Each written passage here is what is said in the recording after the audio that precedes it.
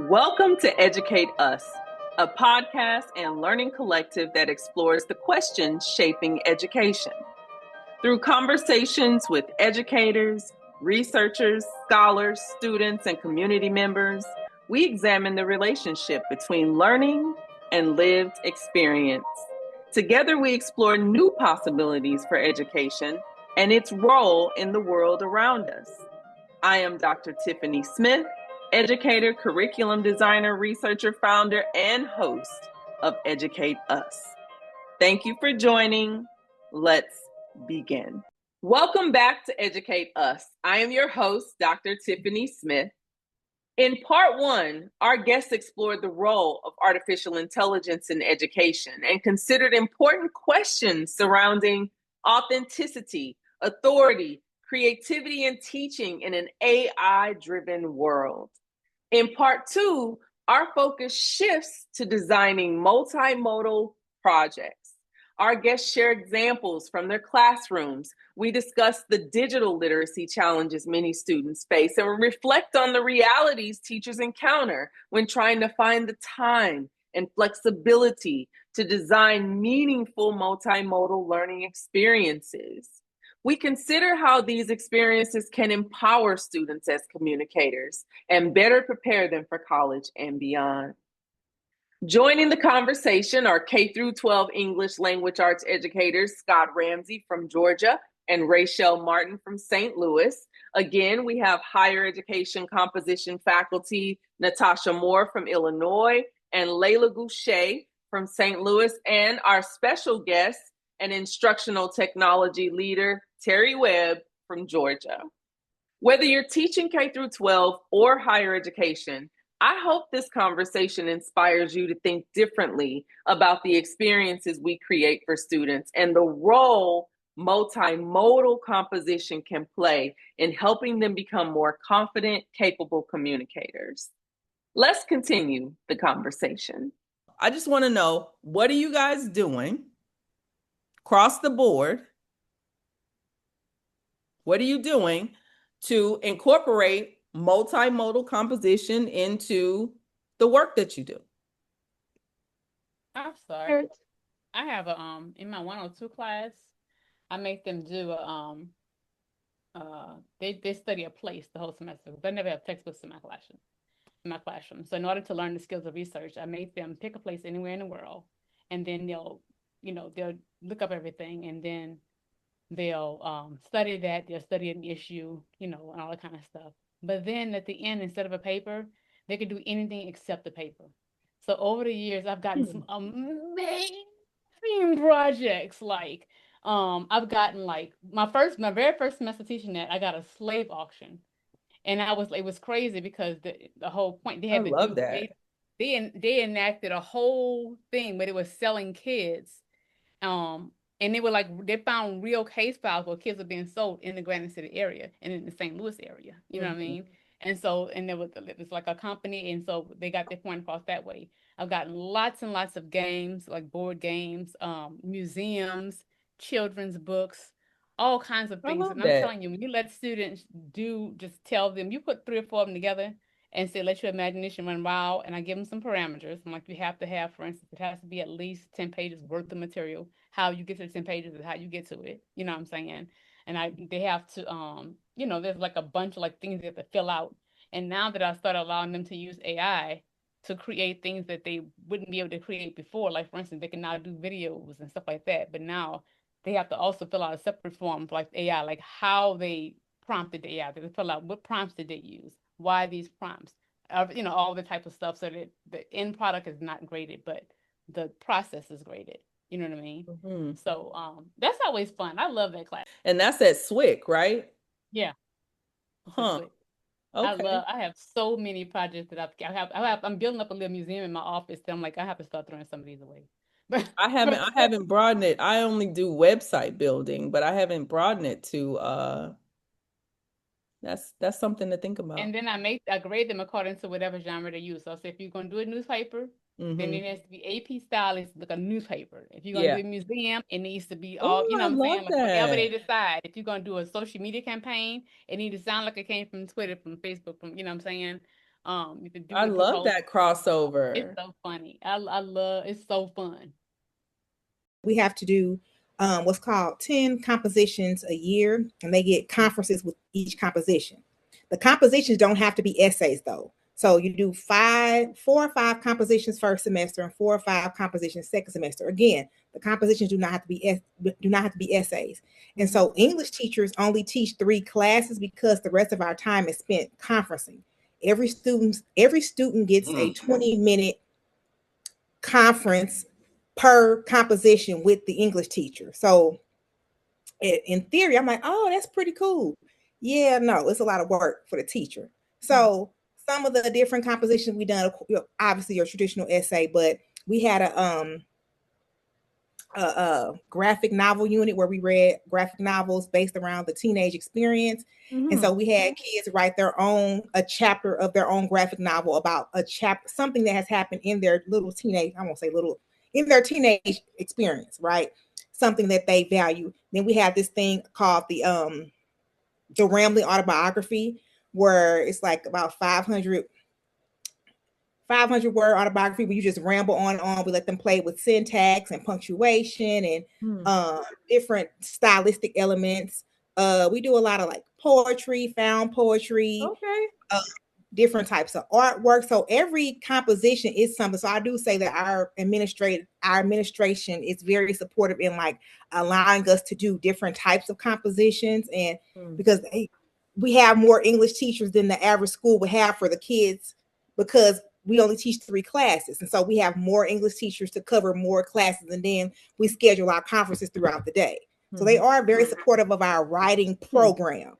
And so we do get opportunities to do a lot of multimodal things. It's just for me, like I'm such a creative person and I love like creativity and the humanity and the connection of it all, that when I see the kids using AI, even for a creative, I'm like, you could, you know what I'm saying? Like, what, you couldn't make this yourself. You got to use AI for a creative project.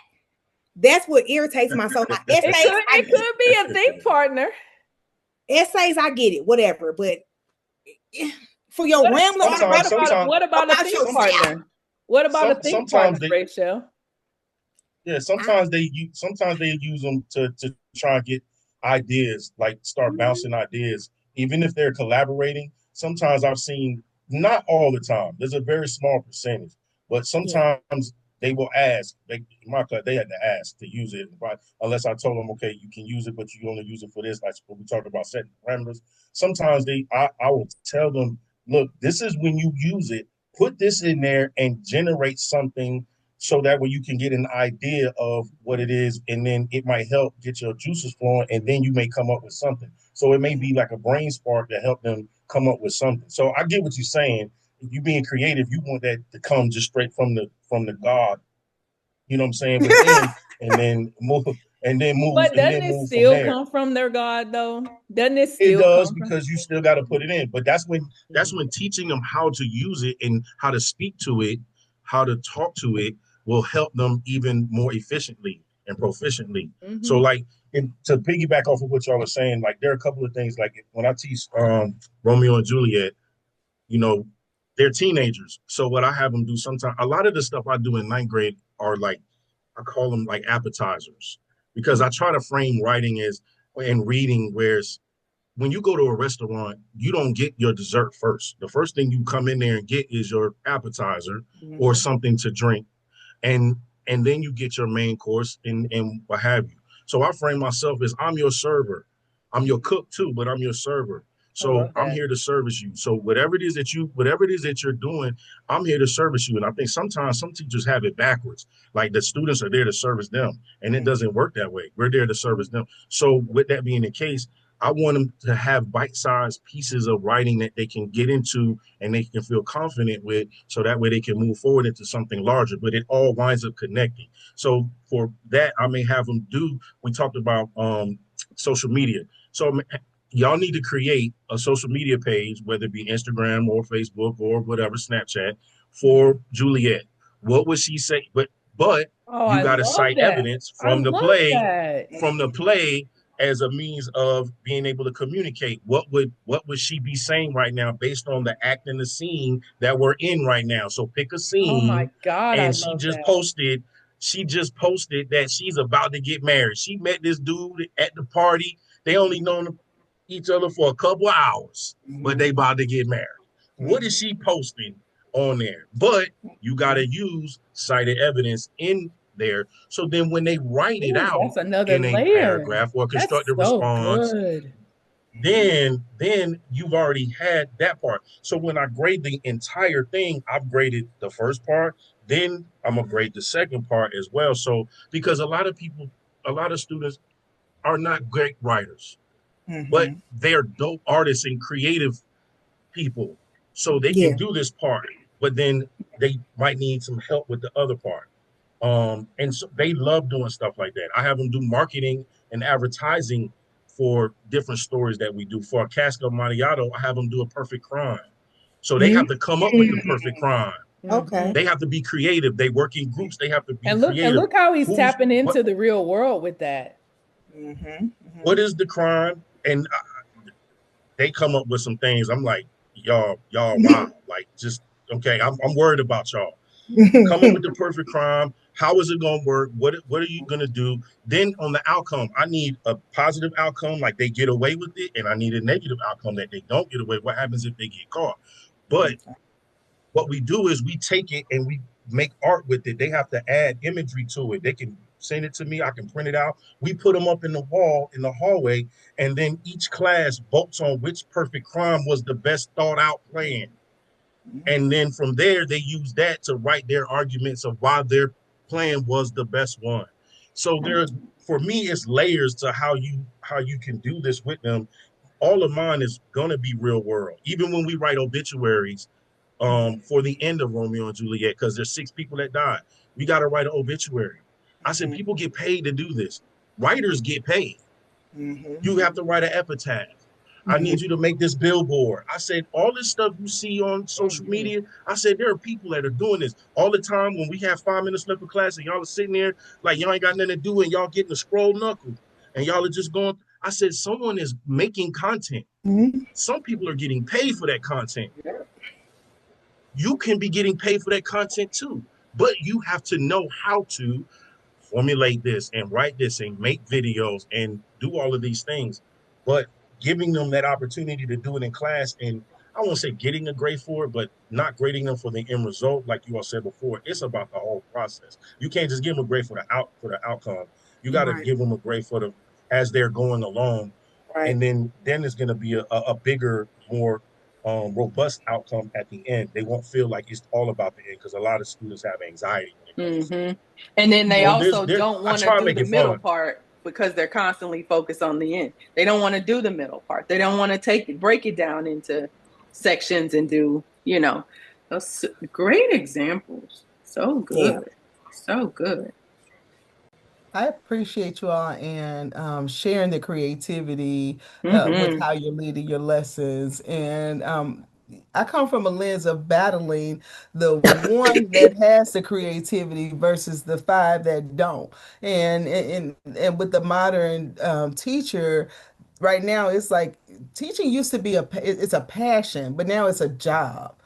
And so having people understand that you had passion. You talked about Romeo and Juliet. I could see you in the classroom, relating to that. You got it. You get it. But when we take education or teaching as just a job, you don't get this warm, fuzzy feeling to help stretch your minds beyond. So it's fun. That's my whole point. Make it fun. It needs to be bred and embedded into the expectancy of what teaching should look like and feel like in the classroom beyond the sheet of paper. So plus we have to model for them as well. Most definitely. I'm big on modeling. So anything, I always tell them this, anything I ask you to do, I have either already done it or I will do it with you in class. So you can see me do it. So a lot of times when we get to the bigger parts of writing, like an argumentative essay, like they hear essay and they just lose their mind. But when you start breaking it down with them, not giving them, because a lot of times I will give them, okay, here's how I expect this to look.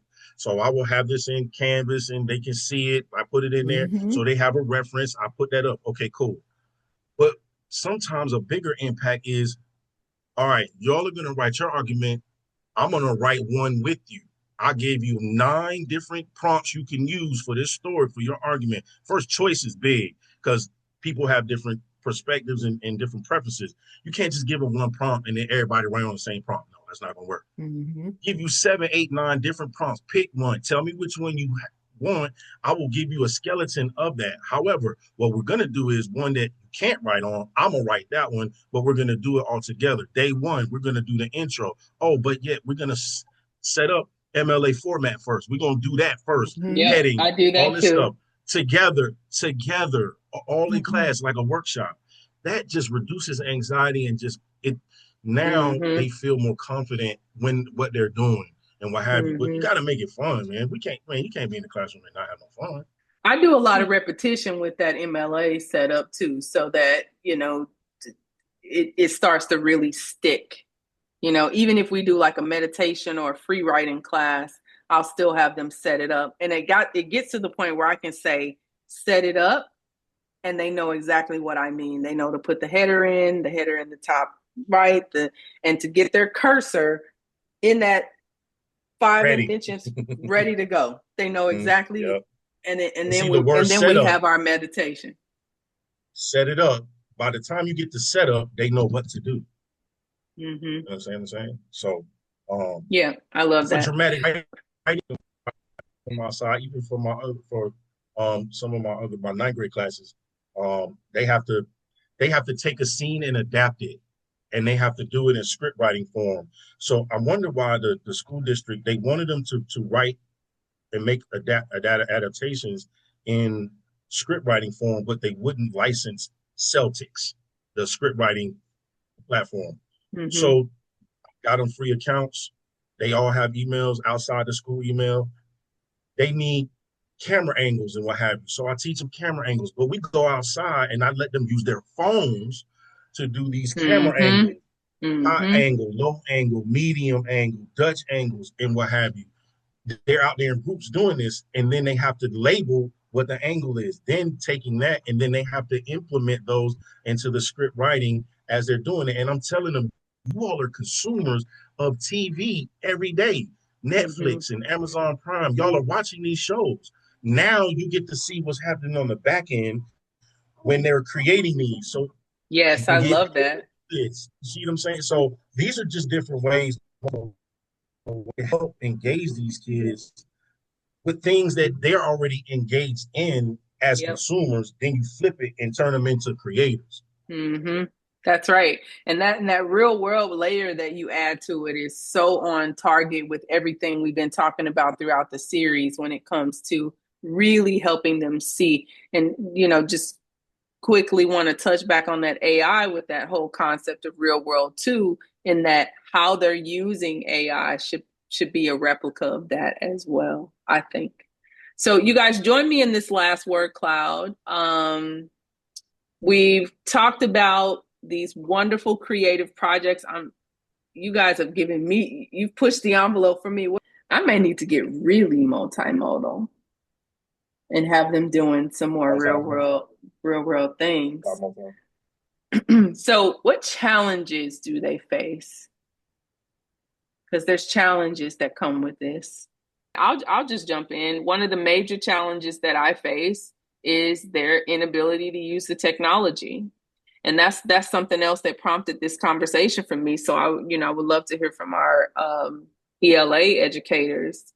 A lot of the students that are coming into my first year composition classroom are not digitally literate.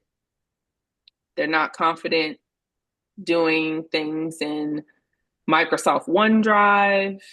They aren't confident using the features inside of Microsoft Word. They don't know anything about using comment features. They don't have desktop publishing experience. That comes from like whatever platform they used at school.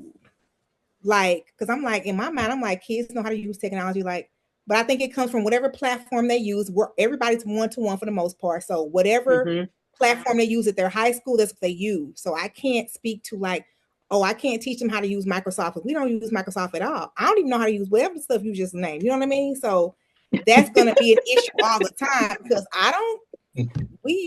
we're Apple. You know what I mean? So I don't know. We're Apple and Google. So I think that's something that maybe professors or somebody like because depending on what college they attend or what university or where they go for trade school or career, everybody uses a different platform. So that's always going to be an issue unless there's some type of overall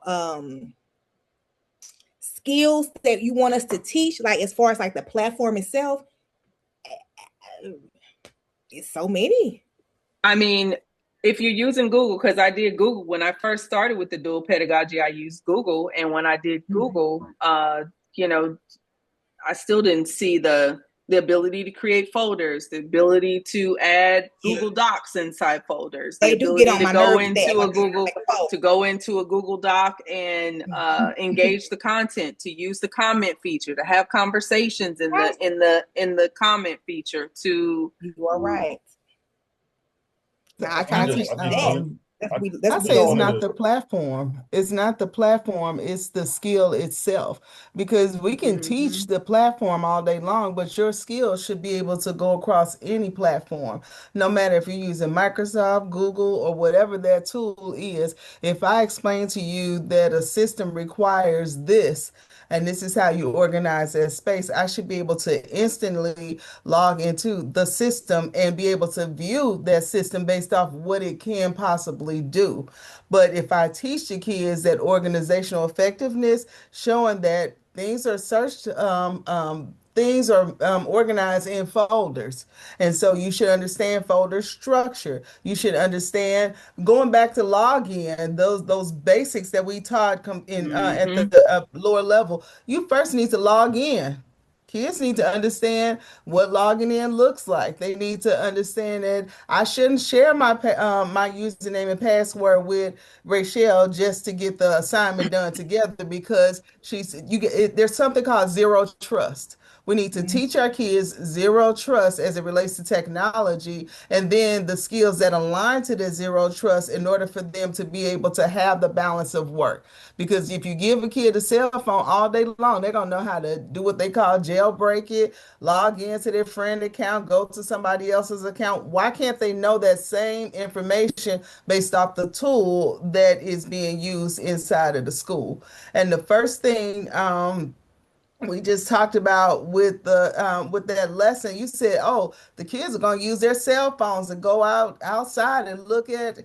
I would love to see that because I can see what that child's eye is for video, for photography and all of those things, but not if your cell phone is locked up in the case, because the law says that kids can't use cell phones anymore. You get it? Or not if they don't understand that the district pays for Microsoft for all of the kids, because you're a Microsoft district, in order to even begin to learn how to access those things. So balancing the creativity requires us to understand what they have and what they do not have and what could happen if they had those few things. So teaching those what if situations in order to get them to where they really need to be on their professional side. So I'm concerned about you ELA educators having the time to build multimodal projects too. Like, how are you balancing that? Easy. You use AI to help you. Like, I'm gonna be honest. Like, I'll throw the ideas in there and it comes back. Now, I don't take everything, but I have an idea. I have a general idea of what I want to do. I can put it in there by talking to it a certain way, and then it may come back with give me some options. I'll look at them. Oh, I like that one. Let's take that one. Let's build it out. But I need it to have A, B, C, D, E, my standards, the scaffolding, all of that. And then I tweak it, and then I can put it together. That saves me time. Like, I even used it when I was in grad school to save me time. I don't use it to write my papers, but I do use it to help me with finding information, so I'm not in Galileo or EBSCO all damn night trying to find exactly what I need to put in my paper. It helps me find these things, and then I can put it in there. So that's one way is to help save time. But to think about what you were saying, Terri, as far as like having a student or the word cloud, one of the challenges is that these students are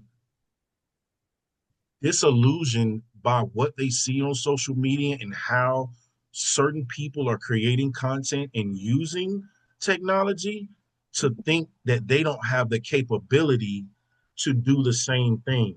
So they self-deprecate themselves into limiting themselves and saying, I can't do that. I'm not good at that. You don't know that. We haven't even tried it. It's let's do it. Let's create a 30-second social media post. Let's do it. Let's create it. And when they do, they don't want to show it to the class or whatever. You know, they get all shy and whatever. I say, but y'all don't have a problem showing these videos when y'all in the hallway. Y'all right there on Front Street, y'all want to just, oh, look, check this out, oh, man. Why we can't do it here?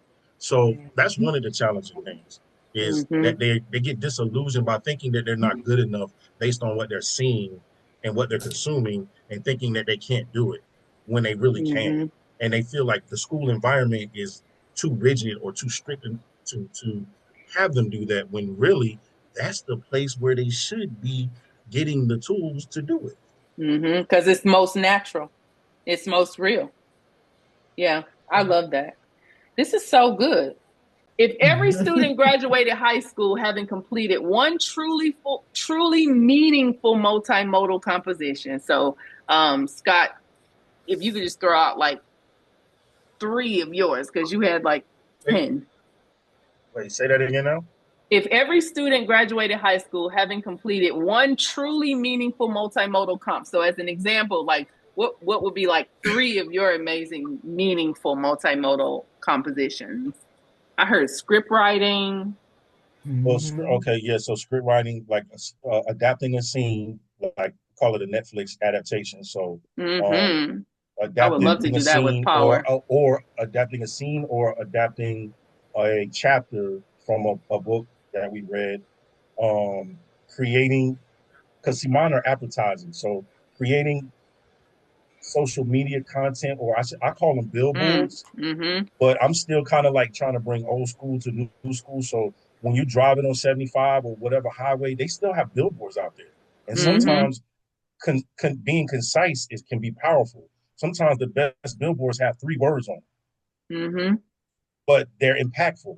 But again, going back to the emotion, what color did they use? Because we talk about colors and different types of things as archetypes in shows or in books. Like when they describe people, she had on a crimson dress, like To Kill a Mockingbird and what have you. That's on purpose. These are not accidents when I tell people that when they're watching stuff. So script writing, advertising, social media analysis. Yes, critical thinking. Like something in an analysis, it's something that's going to scaffold. Go ahead. So what would you hope that experience taught them about themselves as communicators? Everybody, if we just thought about the ones that Scott just threw out or ones that you're doing, what would you hope, just as our parting building multimodal composition question, what would you hope that experience taught them about their self as communicators? Because I mean, I don't know about you guys, but that's what this is about. There are many different ways you can communicate to many different audiences, and a lot of times you have to be intentional with your communication and the method of your communication to your audience. Knowing your audience is one of the most important things, because if you go to a particular audience and your intention is to come with a message or a way of communicating that doesn't align with that audience, you're not going to connect with them and you lose them. And that's not powerful. Understanding your audience and where they are and how they communicate is most important, so that way you can align your communication. So understanding the different multimodal methods of communication and your audience, I think that would probably be one of the most meaningful outcomes I would want them to take with them as they move in life, is that when they see a context work within that context, understand who they're talking to or who they're communicating with, figure out which way is the best way to communicate with them, and then execute. I love that. I agree with that. I think confidence is what I'm thinking of too. Just you know, the experience wouldn't teach them confidence, but the experience of being heard and receiving that, you know, what is it? Just can't think of the word now, but you know, receiving that response from their peers, and then having the framework to do it again.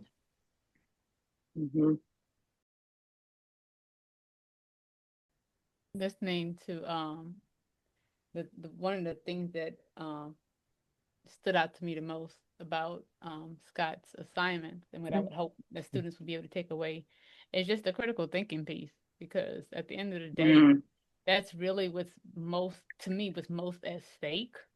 And it's scary when we're educating a whole generation of students who are going to become our next doctors, lawyers, politicians, decision makers. And I have friends who work in healthcare and work in all these different places who, I remember during the last healthcare, when we had an attack, we had a cyber attack on our main healthcare system, like the information system that for the entire country got attacked. And the doctors had to go offline. They told them, and it was so funny, not funny actually, how many doctors did not know what to do with the paper charts. It was like they were walking around like, what do we do? They're like, you have to use a paper chart. They're like, what's that? They didn't even know what a paper chart was. They, so they had to rely on the old doctors to, what I'm saying, just kind of get through the day. And I'm like, that's scary.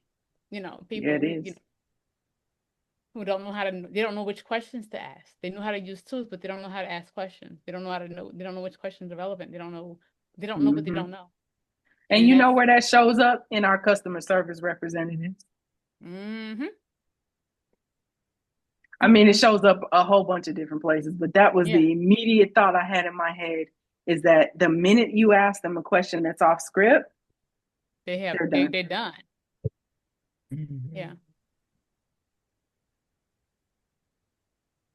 I would hope that they learn, or the outcome would be that they own they own their voice.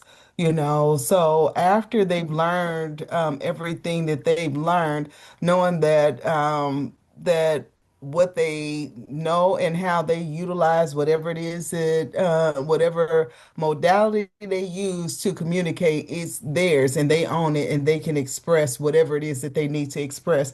But also at the end, realizing there's more than one way to skin a cat, as we call it. Use those tools, get the gained experience from everything, and then use those tools to take yourself to the next level. So the outcome is exposure to that next level of life, not just completing that assignment, but understanding how that assignment aligns to your success, for whatever place it's going to take you. Closing a kid at Publix, graduated from one of our high schools. And when he found out the role that I had, he asked me one question. He said, "Why did you all block Google for us all the years while I was in high school?" He said, "When I got to college, I did not know how to create a folder. I did not know how to respond to my teacher. I did not know how to write an email," which helped me think about, what do I need to do as a leader to support that kid in the forefront?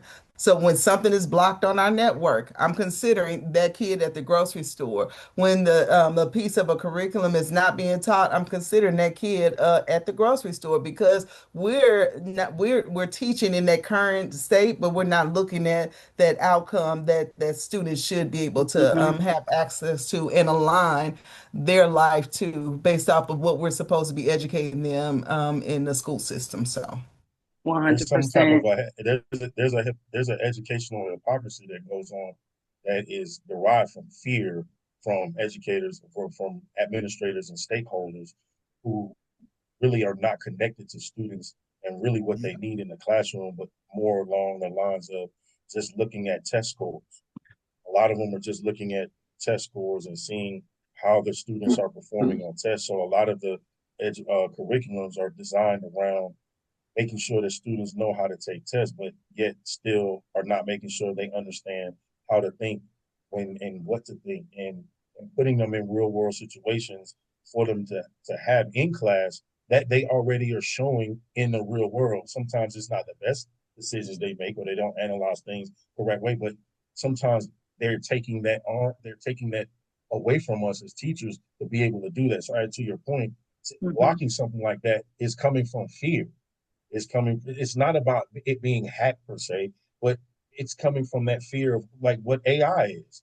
You know, a lot of people are still afraid of AI. You can't be afraid. You got to learn how to adapt and move forward with it and make it work for you, make it work for your students. And so that way they can be empowered when they get to that place that asks them to build a folder and send an email and what have you. Now they feel comfortable and that they can do that because they were taught how to do it. They were given the exposure that we talked about earlier and the access to be able to do that. So now they can be successful, because a lot of times that breaks them down psychologically when they can't even do the simple things. How you expect them to do the work that you're asking them to do when they can't even create the folder to put the work in? Yeah. You got an A student who can do the work, but they can't make a folder? Come on, man. It happens. It does. It does. And they get very frustrated. That A student is freaked out. And they come to me and they tell me, I got A's in English in high school. And I say to them, you'll get an A in here too. Just do the work. Okay. I need to get on the college board, man. I need to. Yes, you do. You know what I'm saying? We saving the best for last. Did you want to say something? What would you hope that experience taught them about themselves as communicators? Really, how to think. Just how to think for themselves. That's why my battle is with AI and just social media in general. We're just taught what to think and not how to think. And information is dumped into our brains. And we have to teach kids how to sort through that information and take what they need and like how to think, not what to think. They see something online and say, oh, that must be true. How to think, how to connect, how to talk to somebody, how to communicate whatever it is that they're thinking or feeling, or how to have healthy discussions, how to have healthy debates. Oh, yes. That they can trust themselves. Sometimes they don't talk or write because they don't trust what they have to say. Trust what you have to say. Think for yourself. Have a healthy debate and understand that you have a point, they have a point. Your points may not be the same, but you can listen to their point. They can listen to your point, and you can go on. The goal is just to be a successful human being. That's it. That's the goal. That's the goal. So. I agree with that. That's a great closing. The goal is definitely for all of us to be successful human beings. And then we could get into what success means, but I think it means exactly what this collective stands for, coming together with some shared ideas, some differing, but respecting each other and doing the work to create a better world. A better world. Thank y'all. I really appreciate you. This was my last recording. This is my last recording of the whole series. It's been amazing. So thank you. Thank you for having us. All right. Thank you for the. I hope you feel like your voices will be heard. Yeah. Yes. For sure. Thank you for listening to Educate Us. Educate Us is a podcast and learning collective of TMS Visionary Group. All podcast content is protected by copyright. Copyright 2026 TMS Visionary Group, all rights reserved. New episodes are released every Monday. Thank you for joining the conversation.